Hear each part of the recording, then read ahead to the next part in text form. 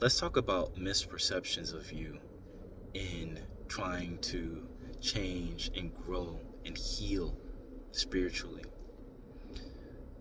And when I say misperceptions of you, I mean other people misperceiving the things that you do, the way that you say things, the way that you operate, the way that you move, simply because it's not that you're thinking higher than them, or it's not that you're better than them in any way, but you're not operating on the same frequency that they're operating on. So, how this has played out for me is there's been scenarios where I have been trying to convey a message, or I believe that communication has been clear in certain circumstances. And because of the things that I'm learning about metaphysics, spirituality, and us all being one, and trying to, coming from a background in a childhood where I did not have much of an example of unconditional love. So this concept to me is very foreign, and it's extremely interesting. This idea that you don't have to do something to someone for them to love you, or this idea that we literally live within a field of unconditional love, I find it fascinating. And as I dove deep into things like manifesting, law of assumption, and the assumptions that you make based off of the way that you treat other incarnations of that I am presence or God source, whatever terminology works with you. How you think about other people leaves, those thoughts leave your head in the form of a light wave, and they return to you in the form of experiences that outpicture themselves. So taking a hyperfixation on that, I would act in a manner that, I guess, for other people, for me, I was trying to figure it out. So I do things like, if I'm leaving a job, leave a letter on the chat or whatever, love letter on the chat to everyone, just letting them know, who they are, and that I love them all, non-judgmentally, unconditionally. And there's nothing that they did for it, and there's nothing that they could ever do to lose it. I try not to make enemies, and then I leave thinking that I've made friends, and my message has been received, only to realize that not one person actually connected with me. I was not able to actually make not even one connection. And here I am thinking that, I've grown, I've been able to be more social, I've been able to be more open. Not only thinking that, but taking further actions and writing out, metaphysical letters to people who essentially could care less. And because I don't see people talking about this, I believe that there's something wrong with me. That it's because there's something that I must have done, or something, the way that I said something, and that's why it's difficult, because my intent is to show love. My intent is to try to magnify.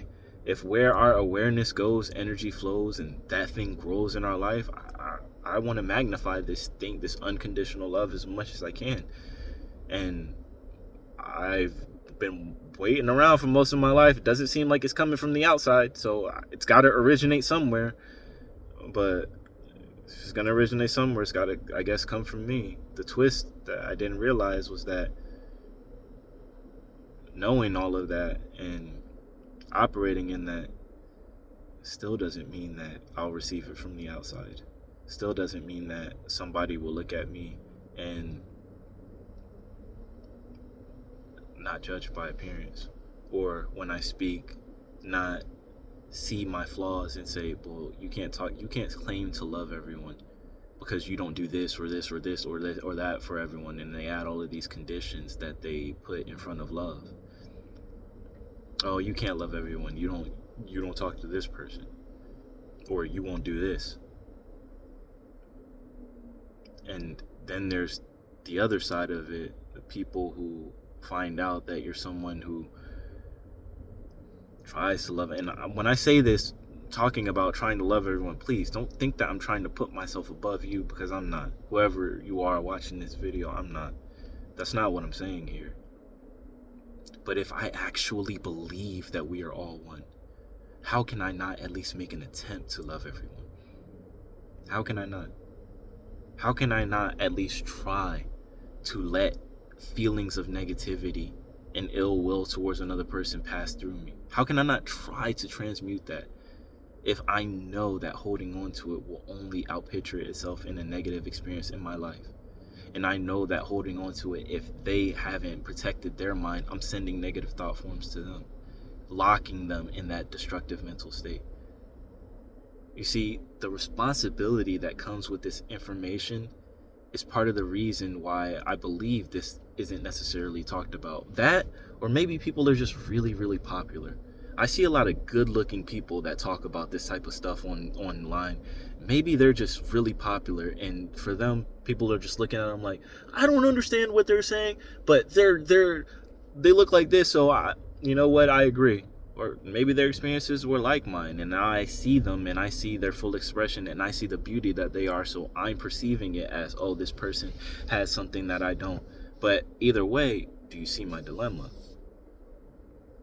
So I really wanted to make this video in case there is someone like me who is walking this spiritual journey, who's seeing these terms and understanding these concepts and now trying to put these things into practice, only to come into roadblocks.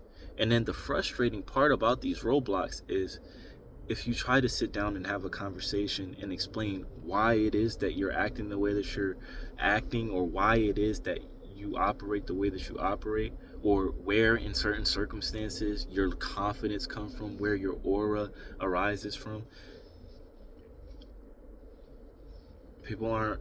certain people aren't willing to receive that, especially if they're locked into a really destructive mental state. So what do you do? Right? I've asked myself many times.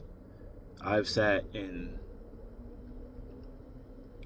damn near bawled. Like, I've gone the hate route where I hated everyone, and I believed that I just was put here to find the right opportunity to end my life. And then I find this information and I'm like, well, I see all of these problems around. I see all of these patterns. I know I'm not the only person hurting. This stuff helps. This stuff helps to heal. Okay, people don't want me overtly spewing this message to them. How can I show them with my behavior? Only, and then you realize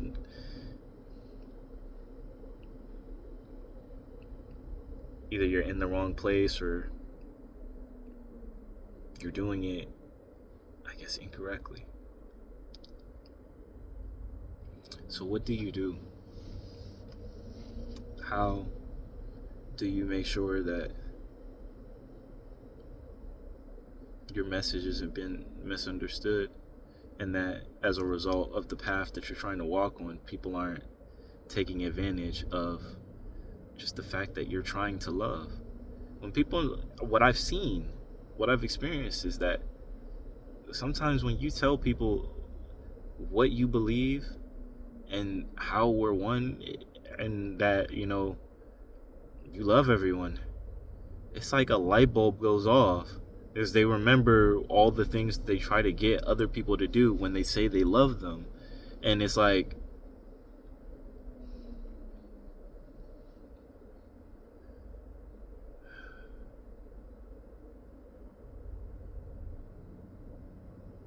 unless you meet that individual's conditions, they can't accept that you, this this separate person, this separate individuated awareness of God. They can't accept that you would just love them without reason and love them without necessarily wanting anything. But that's the thing too. When it comes to this unconditional love and trying to show it to everyone, and then feeling like I obviously have felt when it's gone awry, it's made me wonder, when I fall into a destructive mental state and I'm considering whether or not trying to love everyone is a foolish thing to do.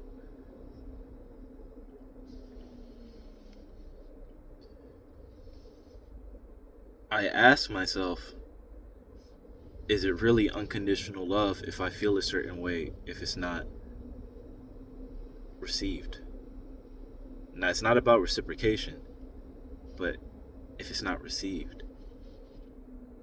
If I'm sending it out, but it doesn't feel like it's going anywhere. It feels like it's just expanding and expanding into an infinite vastness of nothing. And not only is it expanding, but anyone that it could potentially reach is like ducking out of the way. And it's like, I didn't poison my love. I'm not trying to trick anyone with my love. I'm just looking to give it away. So maybe you haven't received it. And through me, Source can show you so that you can go off and give it to someone else.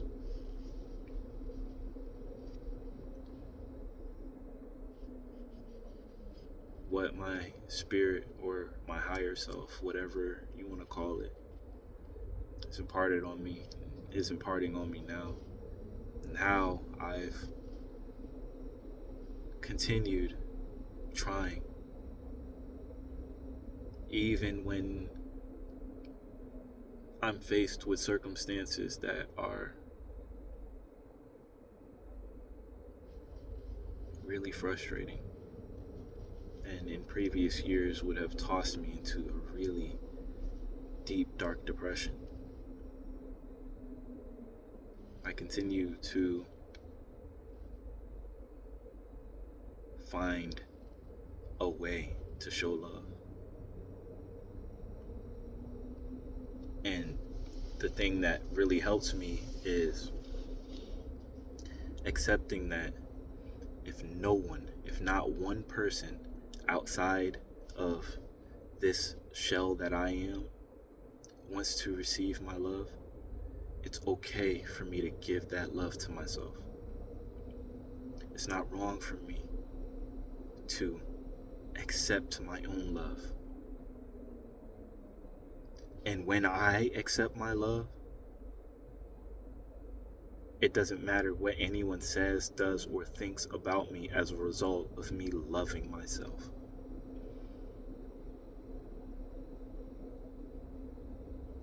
And just because we're all one, and just because this law makes it so that thinking bad thoughts, thinking negative situations about other people outpictures itself in your own reality, setting traps for other people becomes a trap that you fall in, because this is the nature of this world.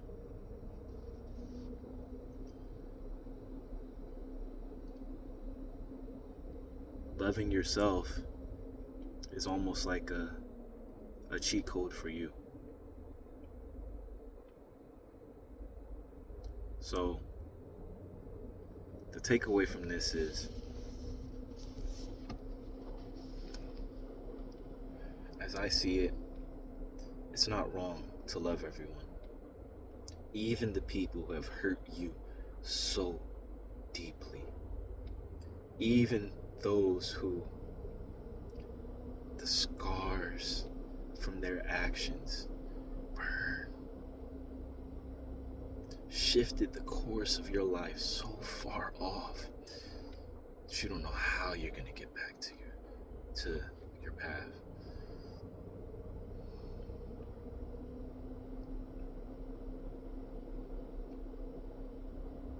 It's okay.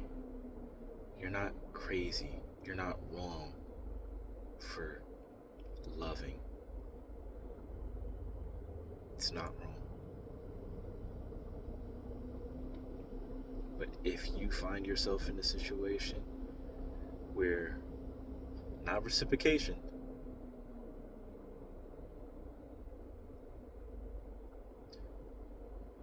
reception, where the love that you're sending out is not being received,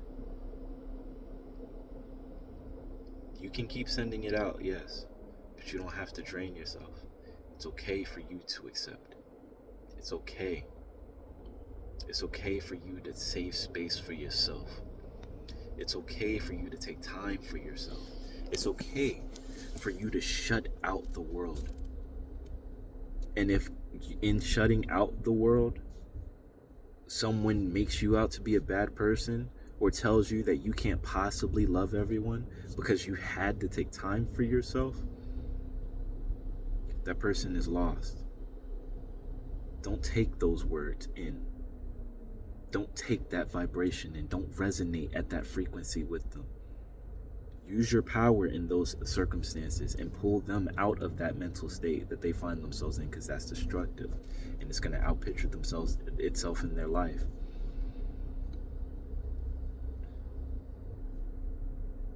Being misunderstood on this journey seems like part of the process to really poke us and make sure that this is what we want.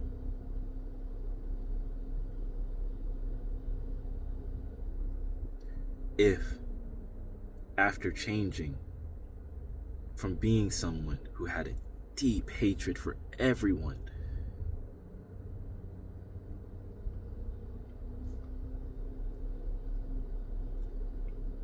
to being someone who's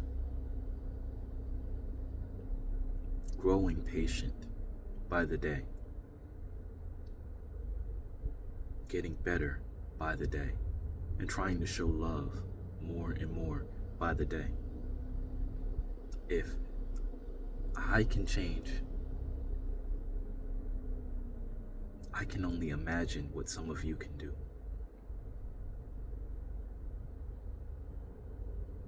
I am as stubborn as it comes.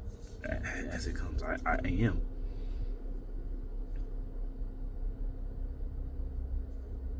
One of my early prayers to Source, after I stepped away from Christianity, after I stepped away from some of the teachings that I had in my youth, one of my earliest prayers, or I guess agreements, was I wanted to know the truth. I wanted to know the truth, and I wanted it unfiltered, unadulterated. And I made it clear in that communication with Source, I need to know the truth, because everything that I've seen doesn't make sense to me. And I don't want to be here if I can't make sense of this world.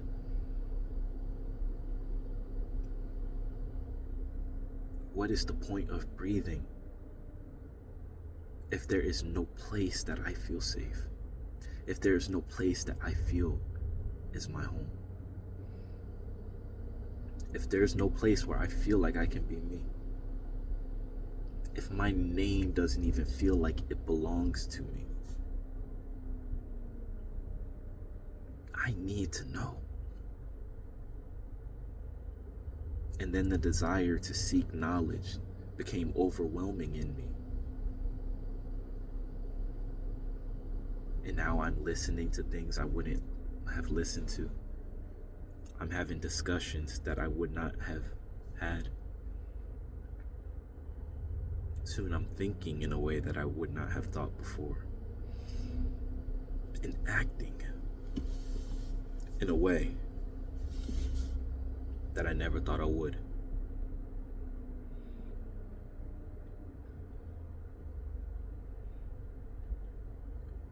Being misunderstood is part of this journey. And if you're an introvert like me, or you value the few close connections that you think you make, and you're devastated when you find out that a connection that you thought was so close and so dear to you, it just didn't mean as much to someone else. Or the level of trust and respect that you have for someone else, they just don't have for you.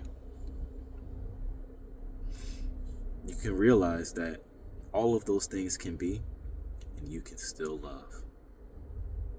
Because your love doesn't require anything from anyone. It doesn't. Can you recognize the divinity in them? And can you allow them to occupy whatever state they're in? Can you allow the fruit of that state to take its form? Allow it. We're all on our own journey. Allow for people to grow. Even if that means that for the moment, you gotta eat some crow.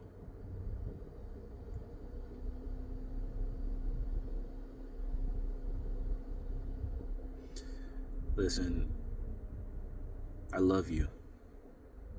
Whoever you are on the other side of this screen, wherever you are on this globe, and wherever you are on this journey, I want you to know that you are loved. I want you to know that you are loved unconditionally. I don't want anything from you except to see you shine. I know when you grow, we all grow, because your spark can set the world on fire. I'd love to see that fullest expression of you. Please, no matter how misunderstood you are, don't ever dim your light. And don't ever walk away from this path and never return to it.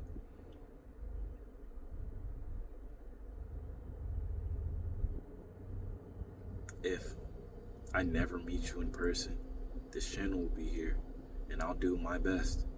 There's plenty of support for you if you need it. And as I get better, I'll be more of a help to as many people as I can.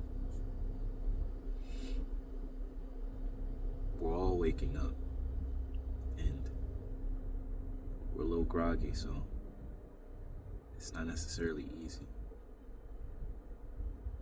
But that doesn't mean that we can't be good people. Doesn't mean that we can't go against the grain a little bit. And it doesn't mean that we can't transmute any hate that we receive as a result of just trying to be love and trying to be better. Little g, gods. This is a spark.